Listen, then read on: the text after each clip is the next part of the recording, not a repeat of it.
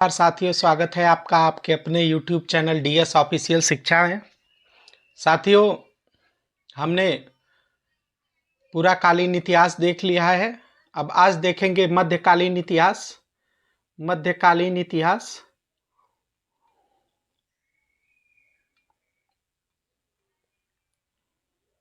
इतिहास जिसमें आज हम लोग देखेंगे पाल वंश को।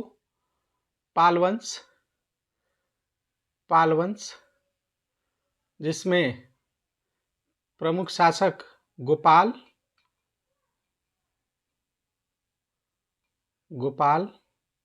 धर्मपाल,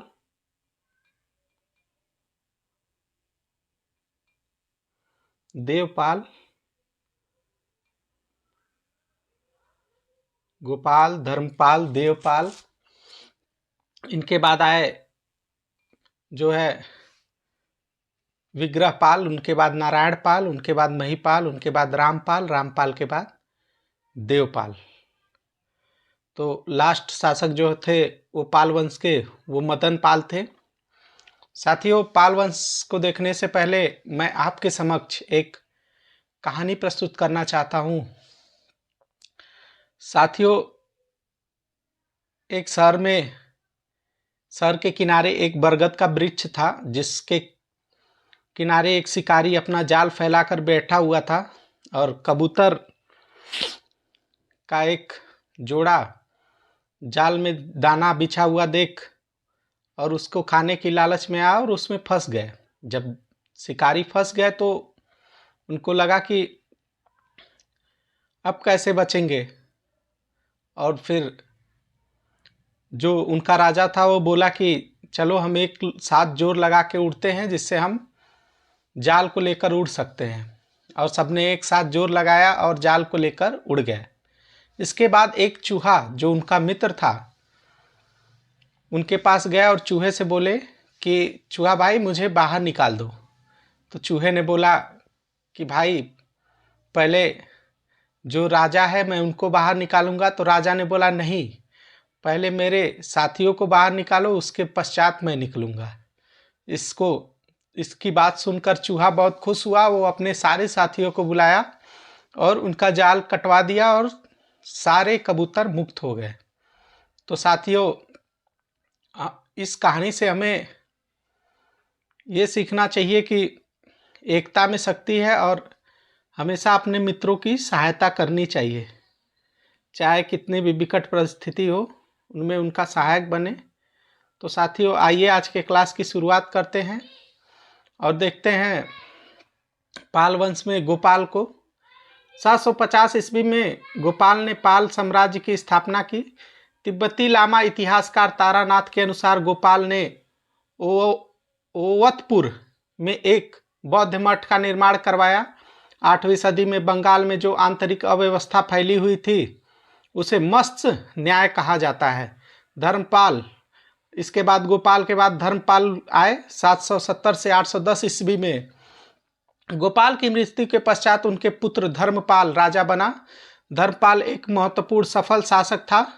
कन्नौज के शासक इंद्रायुध को पराजित कर उसने चक्रायुध को अपने संरक्षण में कन्नौज की गद्दी पर बैठाया। धर्मपाल ने प्रसिद्ध विक्रमशिला विश्वविद्यालय की स्थापना की, भागलपुर बिहार में की, और नालंदा विश्वविद्यालय बिहार का पुनरुद्धार करवाया। उसने नालंदा विश्वविद्यालय के व्यय में पूर्ति के लिए 200 गांवों का राजस्व दान में दिया। देवपाल 810 से 50। धर्मपाल का पुत्र देवपाल अपने पिता की मृत्यु के उपरांत 810 ईस्वी में राजा बना। उसने प्राग्ञ ज्योतिषपुर, असम और उड़ीसा के कुछ भागों को अपने साम्राज्य में मिला लिया तथा प्रतिहार शासक मिहिर भोज को पराजित कर दिया। तो इसने प्रतिहार शासक मिहिर भोज को भी पराजित किया। महिपाल प्रथम को पाल वंश का द्वितीय संस्थापक माना जाता है। कहा जाता है पाल शासक बौद्ध ज्ञान, विज्ञान व धर्म के संरक्षक थे। पाल शासकों का तिब्बत के साथ घनिष्ठ सांस्कृतिक संबंध था। प्रतिहार अग्निकुल और राजपूत के सर्वाधिक प्रसिद्ध वंश था। ग्वालियर प्रशस्ति में इन्हें राम के छोटे भाई लक्ष्मण का वंशज बताया जाता है। इस वंश की स्थापना हरिश्चंद्र नामक राजा ने की, किंतु इस वंश का वास्तविक संस्थापक नागभट्ट को माना जाता है। गुर्जर प्रतिहार का सर्वप्रथम उल्लेख पुलकेशिन द्वितीय के ऐहोल अभिलेख से प्राप्त होता है। उसमें प्रतिहार साम्राज्य का पुनर्निर्माण किया तथा लगभग 838 ईस्वी में कन्नौज पर फिर से एक अधिकार कर लिया। यह नगर लगभग एक सदी तक प्रतिहार साम्राज्य की राजधानी बनी रही। उसके पश्चात गोविंद तृतीय 793 से 814 ईस्वी, अमोघ वर्ष 814 से 870 ईस्वी, संभवतः इसने महान राष्ट्रकूट शासक थे। ये एक अभिलेख से ज्ञात होता है कि गोविंद तृतीय ने केरल, पांड्य व चोल राजाओं को भयभीत कर दिया तथा पल्लवों को शक्तिहीन बना दिया। गोविंद ने जय प्रभूत वर्ष तृतीय की उपाधि धारण की। राष्ट्रकूट शासक कला और साहित्य के महान संरक्षक थे। कन्नड़ साहित्य के त्रिरत्न पंपा पूना रन्ना थे। प्रथम दो विद्वानों का संरक्षण कृष्ण तृतीय था। परांतक प्रथम 907 से 955 ईस्वी, आदित्य प्रथम की मृत्यु के पश्चात उसका पुत्र परांतक प्रथम राजगद्दी पर बैठा। परांतक प्रथम ने मदरकोंड की उपाधि धारण की। नक्कोलम का युद्ध राष्ट्रकूट शासक तृतीय और परांतक के प्रथम के मध्य हुआ, जिसमें चोल राजा पराजित हुआ। राज प्रथम 898 से 1014 ईस्वा पूर्व ईस्वी, राज प्रथम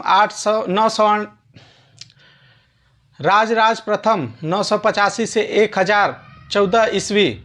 राज प्रथम को अपने पिता के जीवन काल में ही युवराज नियुक्त कर दिया गया था। इसका वास्तविक नाम अरिमोलियम मन था।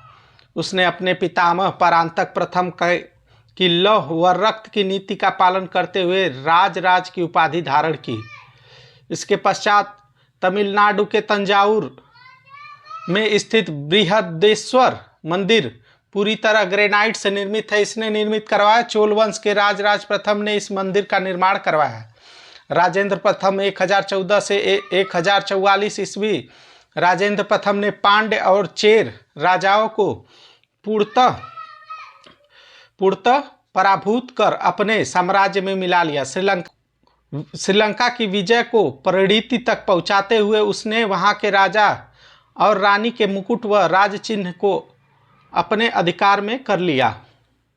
इसके पश्चात फिर राजाधिराज प्रथम 1044 से 1052 1044 ईस्वी में राजेंद्र प्रथम के बाद उसका पुत्र राजाधिराज प्रथम चोल राजगद्दी पर बैठा। राजाधिराज ने अपना राज्याभिषेक करवाकर विजय राजेंद्र की उपाधि धारण की।